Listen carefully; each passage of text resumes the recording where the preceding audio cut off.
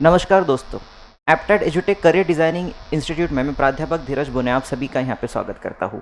Career talk के इस series में हमने यहाँ पे कोशिश की है कि अलग अलग क्षेत्र के विद्वान लोगों को हम बुलाएं। आज की इस सीरीज़ में हमने एक ऐसे गेस्ट को बुलाया है जो एक यूनिक करियर ऑप्शंस के बारे में आपको यहाँ बताएंगे। आज एप्टेड एजुटेक करियर डिज़ाइनिंग इंस्टीट्यूट में हमारे बीच मौजूद हैं actress, model, artist, social media influencer Renuka Lodam ma'am, जो कि एक काफ़ी समय से एक्टिंग फील्ड में, मॉडलिंग फील्ड में, कॉरपोरेट ट्रेनिंग फील्ड में और साथ ही सोशल मीडिया इन्फ्लुएंसिंग फील्ड में काफ़ी अपना नाम कमा चुकी है और अमरावती के साथ साथ विदर्भ और महाराष्ट्र का नाम राष्ट्रीय स्तर पे जिन्होंने रोशन किया है। तो सबसे पहले मैम, एप्टेड एजुटेक अकेडमी में आपका बहुत बहुत स्वागत है। Thank you. सबसे पहला मेरा प्रश्न तो ये है कि क्या एक्टिंग फील्ड में, मॉडलिंग फील्ड में और इस तरह के फील्ड में आने से सोसाइटी का जो नज़रिया है, पेरेंट्स स्पेशली मोटिवेट नहीं करते बच्चों को, स्पेशली गर्ल्स को, तो क्या ये नैरेटिव सही है? आप इसको किस तरह देखते हैं? ओके, सो मॉडलिंग और एक्टिंग ये जो फील्ड है, हमारी सोसाइटी का देखने का नज़रिया अभी फ़िलहाल तो ऐसा ही है कि इट्स रिस्की, बिकॉज हर कोई नहीं कर रहा है। हम लोगों को आदत ऐसी है अभी फ़िलहाल, हम जैसे देखा जाए, हर माँ बाप को ये लगता है कि हमारा बच्चा इंजीनियर हो या डॉक्टर हो, बिकॉज सबको पता है यहाँ सेफ है, इसके बाद में इसको जॉब मिलने ही वाली है और इसके बाद में इसका फ्यूचर भी ब्राइट है। लेकिन मॉडलिंग और एक्टिंग ये ऐसी फील्ड है कि जहाँ पे कंसिस्टेंसी नहीं है, क्योंकि वो आप पे डिपेंड करता है कि आप कितना खुद के लिए प्रयत्न करने, राइट, आप कितना प्रयास करते हैं आपके लिए, आप कितना कंसिस्टेंसी रखती है। और दूसरी बात सबसे मेन ये है कि एज फैक्टर मैटर करता है। आपकी एज एक बार क्रॉस होने के बाद में वो सेम इंथुजियाज्म आप में नहीं रहेगा और आपको वैसा काम नहीं मिलेगा। तो इसमें बहुत ज़्यादा खुद पे वर्क डिपेंड करता है। तो इसीलिए सोसाइटी का नज़रिया कुछ इस प्रकार का है कि अच्छे लोग नहीं मिलेंगे, जल्दी एज ख़त्म होने के पहले आपको उतना अचीव करने के लिए कुछ और रास्ते चूज़ करके वहाँ पे जाना पड़ेगा एंड ऑल दैट। बट ऐसा नहीं है मेरे ख्याल से। जितना मैं काम कर चुकी हूँ अब तक, वो ऑल किसी का भी मेरे पीछे एक सपोर्ट नहीं था, फिर भी मैंने किया है जितना भी अभी तक किया है। तो वो इट डिपेंड्स ऑन कि आप में अगर प्योर टैलेंट है तो आपको पहचानने वाला कहीं से भी आपको मिल ही जाएगा। थोड़ा टाइम लगेगा, लेकिन आपको हारना नहीं है, कंसिस्टेंसी कंटिन्यू रखनी है, उसके बाद में जो होगा वो बहुत अच्छा ही होगा। जो रेणुका जी, हमें ये बताइए आप कि किसी को अगर एक्टिंग फील्ड में, मॉडलिंग फील्ड में या एंटरटेनमेंट इंडस्ट्री में आना है, तो उन्हें किस तरह की प्रिपरेशन जो है करनी चाहिए, हेल्थ वाइज, खुद को ग्रूम वाइज वगैरह, या कौन कौन से स्किल जो है उन्होंने अडॉप्ट करने चाहिए? ओके, फॉर दैट मैं ये बोलना चाहती हूँ कि मेरी खुद की, I can say that thing, okay, तो मेरी मैंने खुद अभी एक एकेडमी स्टार्ट करी है इस चीज़ के लिए, जिसमें मैं एस्पायर्स जो मॉडल रहते हैं उनको मैं सिखाती हूँ कि ये फील्ड में कैसे आना है, आपको क्या करना है, उसमें वो सारी चीज़ें मैं बताती हूँ। जिसमें वही चीज़ें अभी आप सभी को बताना चाहूँगी कि सबसे पहले आपको ज़रूरत नहीं है कि आपकी स्किन कैसी हो, आपकी हाइट क्या हो, आपका टेक्सचर क्या हो या आपका बैकग्राउंड क्या हो, वो मैटर नहीं करता है। मैटर करता है आपका कॉन्फिडेंस, आप खुद को कैसे प्रेजेंट करते हो किसी के सामने। ये सेकेंडरी, ये भी मैटर करती है skin and all that, height वगैरह सब, बट ये सेकेंडरी है। अगर आप में कॉन्फिडेंस है तो आप ये चीज़ों को इन्हांस कर सकते हैं। पहले आपको कॉन्फिडेंस लाना पड़ेगा, उसी के लिए फिर रहता है आपको प्रॉपर, क्योंकि एक मॉडल जो रहता है वो इंस्पिरेशन रहता है, उसको देख के बाकी के लोग सीखेंगे कि ऐसा होता है। तो आपको वो इंस्पिरेशन बनने के लिए, वो मॉडल पर्सनालिटी बनने के लिए खुद को उतना समय देना पड़ेगा। डाइट से लेके आपके रहने खाने से पीने से लेके चलने से लेके एक अलग यूनिकनेस चाहिए, के बाद में ही आप वो चीज़ में आगे जा सकते हो। इसमें मैम और भी कुछ बातें ऐसी थी, जैसे कुछ ऐसा नैरेटिव होता है कि विदर्भ रीजन में के ज़्यादा तो लोग मेगा सिटीज़ में जाके सफल नहीं हो पाते, राइट। या फिर इधर के लोगों को ग्रूमिंग या प्लेटफॉर्म नहीं मिलता। तो क्या ये वाकई में सच है या एक मीथ है ये? वेल, मैं तो कहूँगी ये मीथ है, क्योंकि ये मेरे बारे में ये चीज़ ऐसी हुई है। मैं खुद बहुत छोटे सिटी से बिलोंग करती हूँ, मेरा एजुकेशन भी बहुत छोटे सिटी में हुआ, फिर उसके बाद में फॉर एजुकेशन में अमरावती शिफ्ट हुई। के बाद में जाके मैंने धीरे धीरे ग्रोथ कर करके अभी मैं ऑल इंडिया काम करती हूँ जैसे। तो ये सारी चीज़ों में ये मीत है, मैं ऐसा बोल सकती हूँ, क्योंकि अगर आप में वो कैलिबर है कुछ अलग करने का तो सिटी मैटर नहीं करेगी ना। मुझे कोई था कि ऐसा करना है, ये बताने वाला, ये सिखाने वाला, या फिर यहाँ जाओ तो तुमको ऐसा होगा, ये ऐसे कपड़े पहनो तो वैसा होगा, वो नहीं था। ये मेरे अंदर था, वो मैंने उसको और इन्हांस किया है। और मैं चाहती हूँ कि बाकी जो एस्पायर्स है, भले ही मुझे वो प्लेटफॉर्म नहीं मिला है, लेकिन जितना मैं सीख के आई हूँ अब तक, जितना एक्सपीरियंस करके आई हूँ, मैं वो सारी चीज़ें अपने स्टूडेंट्स को सिखाऊँ, या फिर जो भी जिनको भी सीखने की बहुत चाह है तो मैं उनको सिखाऊँ, ये मेरा मोटिव है। तो इट्स जस्ट अ कि आप विदर्भे से आए हो और कुछ नहीं कर सकते। बहुत सारे लोग हैं अमरावती के, अब हम सबको भी पता है कि नोन है, जिनके नाम से अभी अमरावती पहचानी जाती है एंड ऑल दैट। तो Vidarbha is not a problem. Right.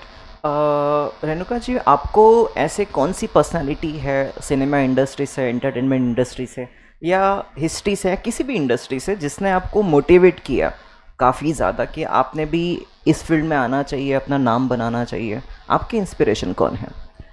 Well, अभी ये बताओ तो थोड़ा अजीब लगेगा, बट कोई भी ऐसा एक्टर या एक्ट्रेस नहीं है कि जिनसे मैं मोटिवेट होके मैंने ये सोचा था कि नहीं ये मुझे ऐसा बनना है, ऑल दैट। वो थिंग है ना, वो मैं अपनी आपकी फेवरेट हूँ, हू का डायलॉग, तो वो मैं बचपन से थी। तो मेरा ऐसा था, आई एम द हीरोइन। वो करीना का डायलॉग है ना, I am on screen of screen I am heroine. तो वो मुझ में था पहले से कि नहीं, मैं ऐसा ये ऑर्डिनरी कुछ नहीं करूँगी। मुझे हमेशा कुछ और करना है, लाइमलाइट में आना है। मैं जब भी जाती थी मैं सोचती थी I am the centre of attraction.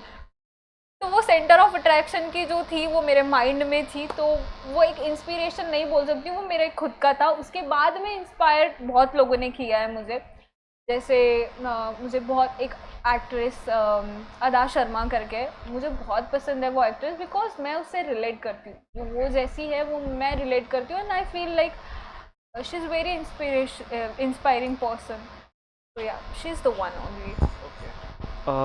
Ma'am, आपने क्या कॉरपोरेट ट्रेनिंग्स वगैरह, पर्सनालिटी डेवलपमेंट के भी सेशंस, प्रोग्राम्स वगैरह लेते हैं? नेशनल लेवल पे आप सेशंस ले चुके हैं। क्या लगता है आपको पर्सनालिटी डेवलपमेंट के लिए, ग्रूमिंग के लिए क्या आवश्यक है, क्या करना चाहिए?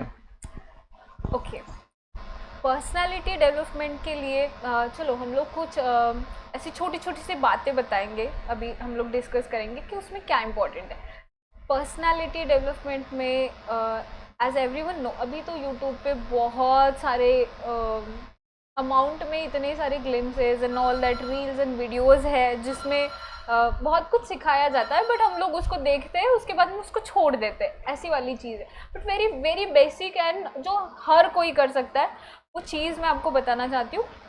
First of all, personality development में सबसे पहली एक चीज़ हम लोगों को इम्पॉर्टेंट रहती है, वो है कम्युनिकेशन। अगर आपका कम्युनिकेशन बहुत अच्छा है, आप किसी को भी टैकल कर सकते हैं एवरी सिचुएशन। आपको ज़रूरत नहीं है कि एक स्क्रिप्ट लो एंड स्क्रिप्ट को ओवरलुक करो and all that, then you are the winner. Personality development का वही फैक्टर आता है कि आपके कपड़े कैसे हैं, आपका लुक कैसा है, वो सेकेंडरी जाएगा। कोई भी आपसे पहले बात करेगा तो वो आपके बातों से इम्प्रेस होगा। तो communication is the first factor. Second चीज़ आती है, मैं बोलूँगी इसको एक स्ट्रैटेजी करके हम लोग यूज़ कर सकते हैं, यूज़ अ नेम कार्ड। मैं ये चीज़ हमेशा यूज़ करती हूँ, like not about the tactic, but ये मेरी पर्सनैलिटी में आता है तो मैं वो जनरली करती हूँ। अगर मैं धीरज सर को जानती हूँ तो मैं उनसे बात करने के लिए मैं हमेशा उनका नाम यूज़ करूँगी कि धीरज। अगर if you are my friend, I will talk to you in friendly manner. मैं हमेशा बात करते करते धीरे धीरे मैं बीच बीच में बोलूँगी हाँ धीरज, तो फिर वो ऐसा हुआ था। बट ये ज़्यादा भी नहीं करना है, धीरज को ये बता के देना है कि I know his name and I am concern about him and मैं उसको सुन रही हूँ प्रॉपरली।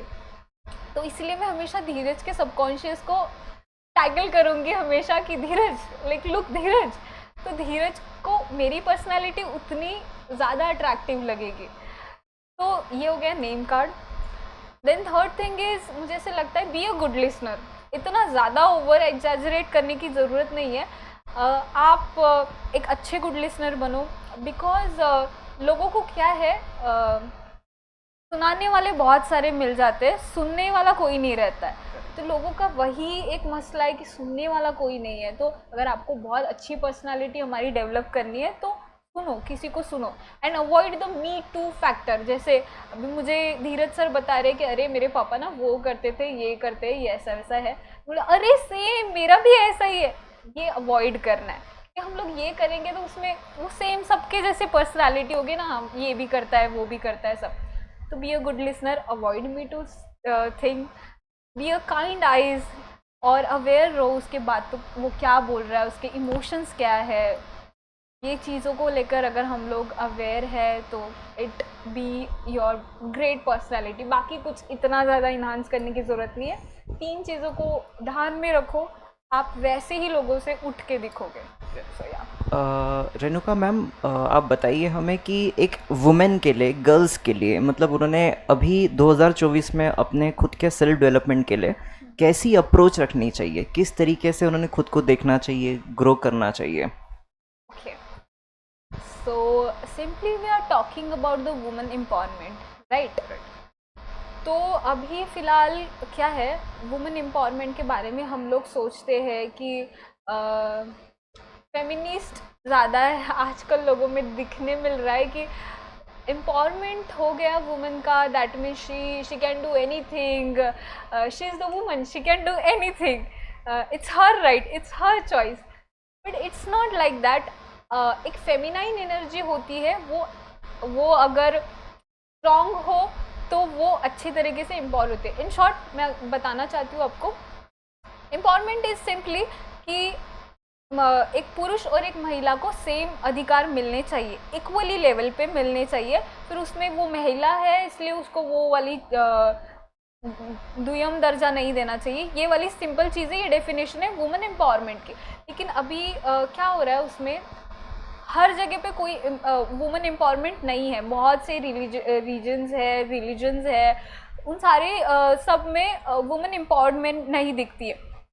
तो फर्स्ट मुझे ऐसे लगता है, अगर वुमेन एम्पावरमेंट चाहिए है हमारे देश में, तो हम लोगों को, हमारी जनरेशन को, जैसे मैं मेरे एज अ पेरेंट, मैं मेरे सन को ये बताऊंगी कि you have to respect the women first. if you respect your mother, if you respect your sister, you have to respect other girls too। तो ये मैं मेरे बच्चे को खुद सिखाऊंगी, क्योंकि मैं डेवलप करने वाली, वो वुमेन एम्पावरमेंट करने वाली मैं खुद रहूँगी मेरे घर से। मैं मेरे सन को ये बताऊंगी, मेरे भाई को ये सिखाऊंगी कि आपको दूसरी लड़कियों के साथ में कैसी ट्रीटमेंट देनी चाहिए। और मैं मेरी डॉटर को ये बताऊंगी कि you have your own respect, तो आप खुद की रिस्पेक्ट खुद रखो। ये मैं मेरी डॉटर को सिखाऊंगी या फिर मेरी बहन को सिखाऊंगी। तो it's all start from us. तो women empowerment is like that. एक पुरुष और एक स्त्री, एक रथ के 2 पहिए हैं, अगर एक भी डिसबैलेंस हो गया तो वो रथ नहीं चलेगा। तो women empowerment, we have to walk on the same page, women and men. This is what it is.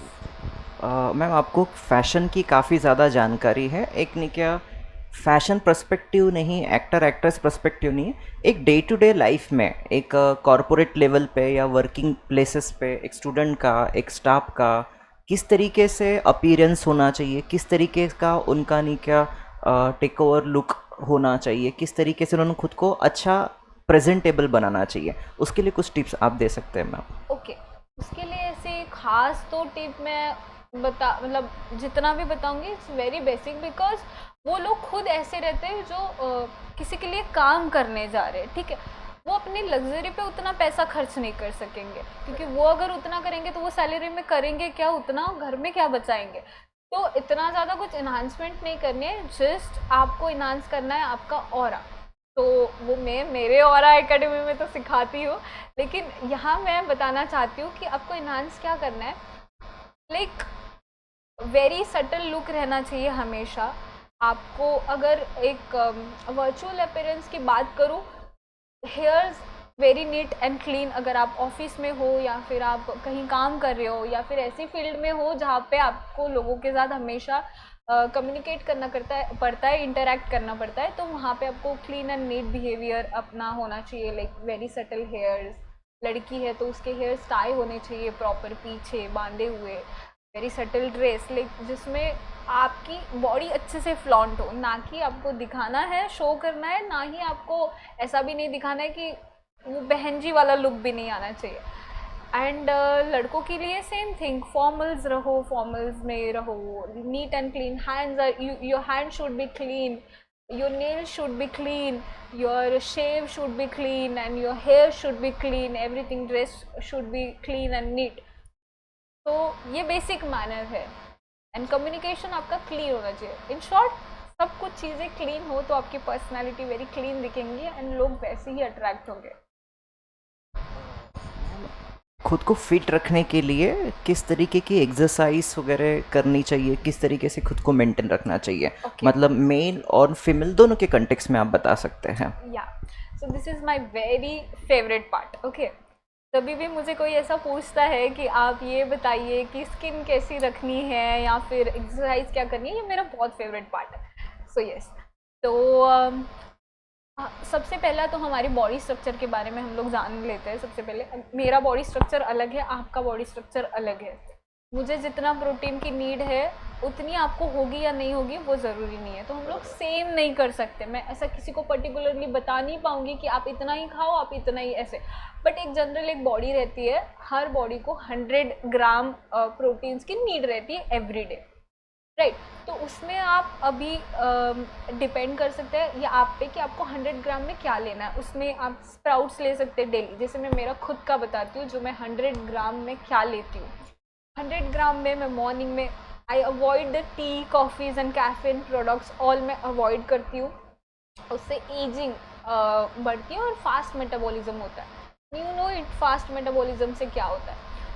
तो मैं मेथी दाना जैसे रहता है उसको रात में अगर भिगो के उसका मॉर्निंग में पानी पीती हूँ, वो एंटीऑक्सीडेंट का काम करता है, वो एजिंग प्रोसेस को घटाता है, वो होता है। उसके बाद में मैं स्प्राउट्स खाती हूँ बहुत ज़्यादा, 100 ग्राम के, इसमें ऐसे नहीं बहुत ज़्यादा।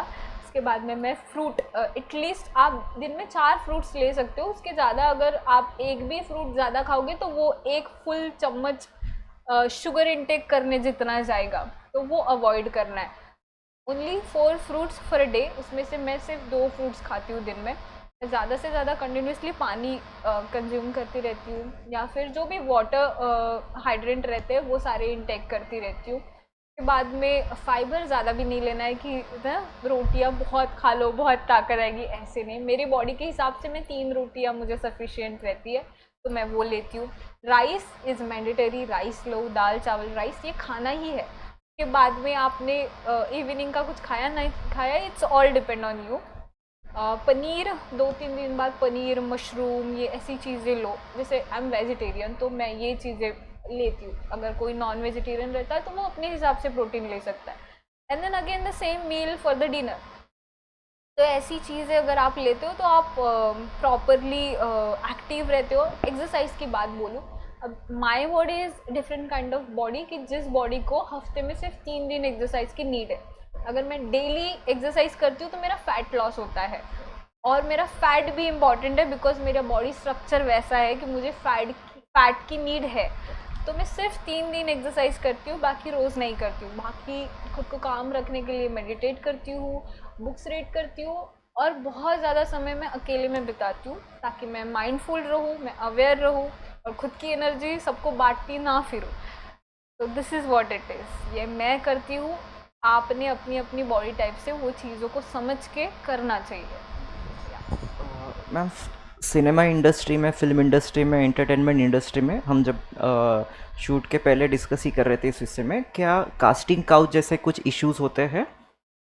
अगर होते हैं तो इसे किस तरीके से टैकल किया जा सकता है कि अगर विदर्भ साइड के जो लोग हैं उन्हें मुंबई इंडस्ट्री, सदर्न इंडस्ट्री की जानकारी नहीं है, वो वहाँ स्टार बनना चाहते हैं, खुद को सेटल करना चाहते हैं, तो किस बात का वो ध्यान रखें अगर वो एंटरटेनमेंट इंडस्ट्री में आते हैं ऐसे इश्यूज़ के मामले में? ओके, दिस वेरी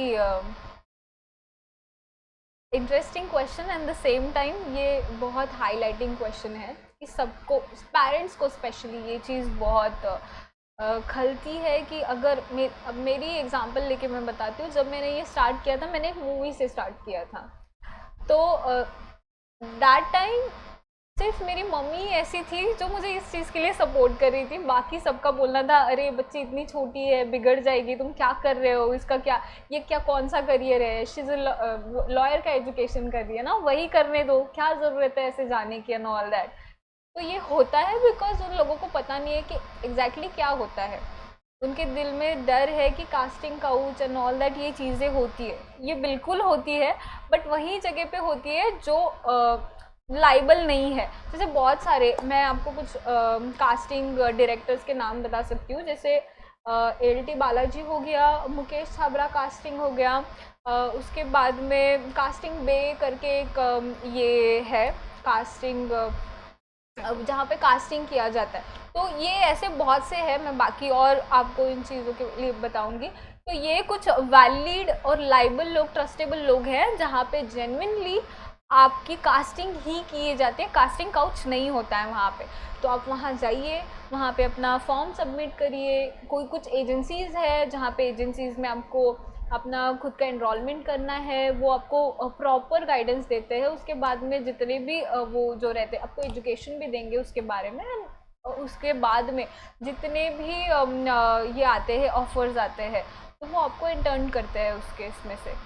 तो ऐसा होता है, आप प्रॉपर अगर एक नॉलेज लेके जाओगे, कोई एजेंसी से जोड़ोगे, किसी कास्टिंग डायरेक्टर से जुड़ोगे, तो आपको कोई फ़ायदा नहीं ले सकता। वहाँ पे आपको थोड़े बहुत पैसे खर्च करने पड़ेंगे। लाइक फॉर एग्जांपल अभी पोर्टफोलियो की भी ज़रूरत नहीं, पहला ज़माना था जब मोबाइल्स नहीं थे तो वो पोर्टफोलियो लेके जाके दिखाओ, एल्बम्स दिखाना, ऑल दैट। अभी वो भी ज़रूरत नहीं है आपको। जिस बताया गया है कि ये कैरेक्टर की नीड है, you have to just click your pictures, one audition video and send them. इतना सिंपल हो गया है सारी चीज़ें। तो आपको फंसना नहीं है कि कहीं पे जाके, जैसे कोई बोलता है कि अरे मैं आपको काम दूंगा, आपको ऐसा ऐसा करना है, आपको यहाँ पे आना है, आप मिलो मुझे यहाँ पे, नहीं जाना है वहाँ पे। आप कंप्लेन भी कर सकते हो, अगर वो पर्सन आपको हरास्ट कर रहा है तो उसके लिए बहुत बड़ी सज़ा है कास्टिंग काउच के लिए। तो आप वो भी कर सकते हो, आप बिल्कुल सिक्योर रह सकते हो, आपको कुछ भी ऐसा होगा नहीं। दूसरी चीज़ ये ध्यान में रखनी है कि कभी भी हम लोग किसी से काम लेते हैं तो हमको उनको पैसे देने की ज़रूरत नहीं है, वो हमें पैसे देते हैं उस काम के, depending on your profile and depending on your work. तो वो चीज़ होती है। तो फंसना नहीं है, किसी ने पैसे मांगे हैं उनको पैसे नहीं देने हैं, समझ लेना है कि वो फ्रॉड है। एंड कभी भी फॉर्म्स के भी पैसे नहीं रहते हैं। जो लोग आपके फॉर्म के पैसे बोलेंगे आपको कि 5,000 रुपये दो, 10,000 रुपये दो, वो फ्रॉड है, सिंपली फ्रॉड है। तो जाओ, ट्रस्टेड साइट्स पे जाओ एंड ट्रस्टेड जगह पे जाओ, गोरेगांव वगैरह, मलाड ईस्ट, ये जगह पे बहुत सारी जगह पे होते हैं। कुछ इंस्टाग्राम पे भी है casting Marathi and all that, ऐसे उनको फॉलो करो, उनके हमेशा पोस्ट आते हैं। वो पोस्ट में से वहाँ से देखो कि कहाँ कहाँ पे रिक्वायरमेंट है, वहाँ पे जाके आप एनरोल करो खुद को, and then it is that simple. फंसना नहीं है किसी को भी। स्पिरिचुअलिटी में मैम आप विश्वास करते हो? या बिल्कुल। आप किस तरीके से देखते हैं स्पिरिचुअलिटी को? भगवान के बारे में आपके क्या मत हैं? ओके, तो I can't say anything about the भगवान बिकॉज मैं बहुत बिलीव करती हूँ, बट ये हर एक किसी के बिलीव की सिस्टम है। जैसे हर रिलीजन में गॉड अलग है, किसी का अल्लाह है, किसी का भगवान है, किसी का ईशु है, किसी के बाबा जी है। तो हर किसी का अलग अलग बिलीव है।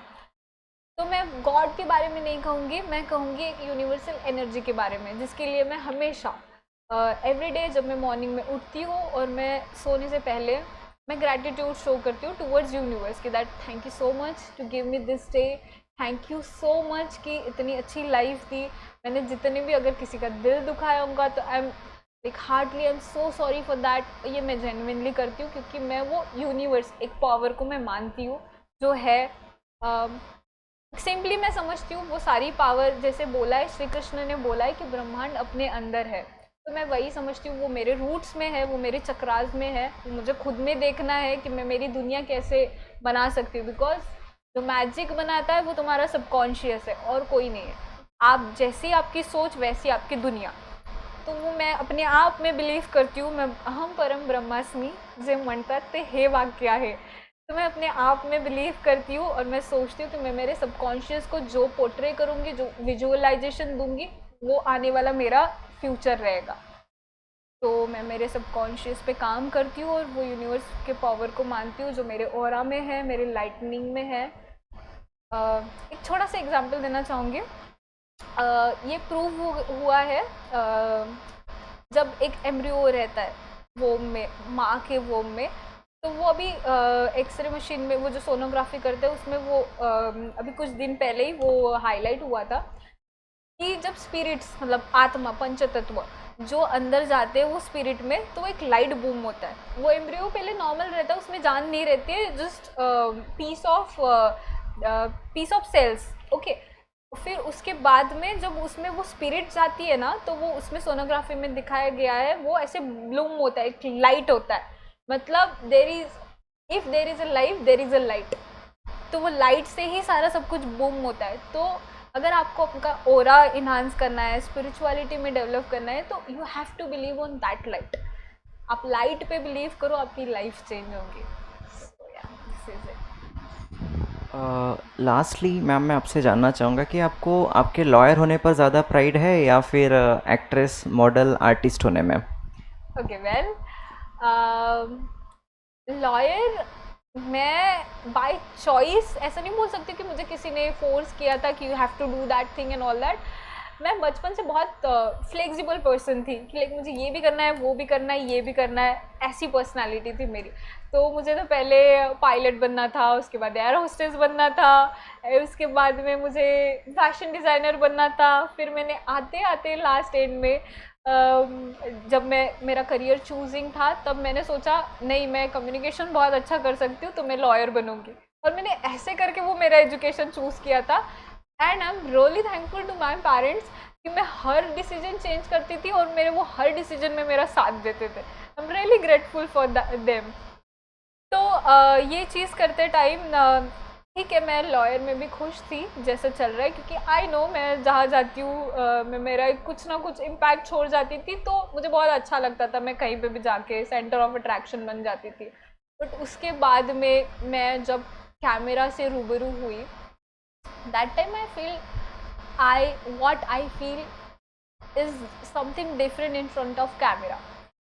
So I'm happy to be lawyer, but I'm more happy I'm alive to be an actress, to be a model, because वो मेरे अंदर का जो स्पार्क है, वो करिश्मा है, दैट कैलिबर, वो सब कुछ कैमरा के सामने रहता है। मैं कुछ अलग रेणुका रहती हूँ जब मैं एक कैमरा के सामने होती हूँ।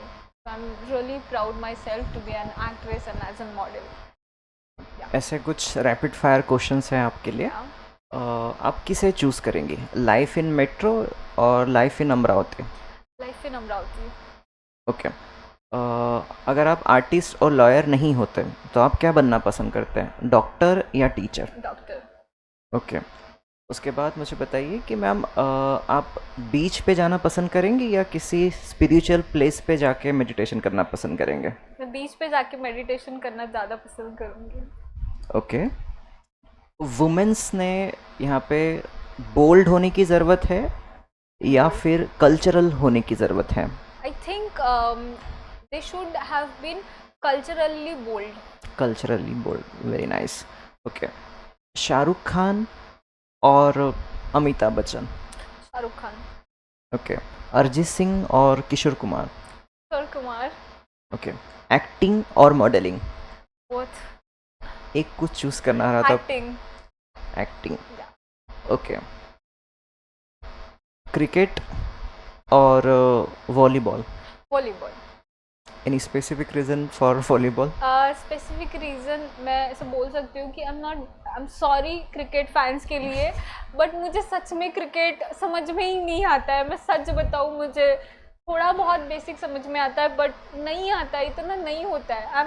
I don't know, I am very much feminine may be, but volleyball is like kind of मैं जिसमें कर सकती हूँ, लाइक एक्सरसाइज भी होती है एंड ऑल दैट, और मुझे जहाँ पे शेप साइज बहुत अच्छी बने वो चीज़ मुझे पसंद है।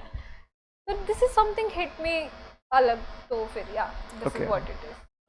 आपको मूवी करने का मौका मिला, एक तरफ नहीं क्या बॉलीवुड के बड़े डायरेक्टर प्रोडक्शन हाउस की मूवी है और दूसरी तरफ नहीं क्या किसी बड़े Marathi production house director house की नहीं क्या मूवी है, आप किसके लिए काम करना पसंद करेंगे?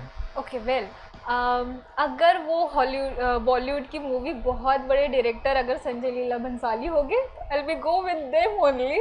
और फिर उसके बाद में कोई और होगा तो I not choose that one, I choose Marathi because this is my genre and मैं चाहती हूँ कि मैं वहाँ से उभर के आऊँ, क्योंकि वो मेरे कोर में है। Marathi is like something, I am thought about Marathi, I am thinking in Marathi, I am dreaming in Marathi.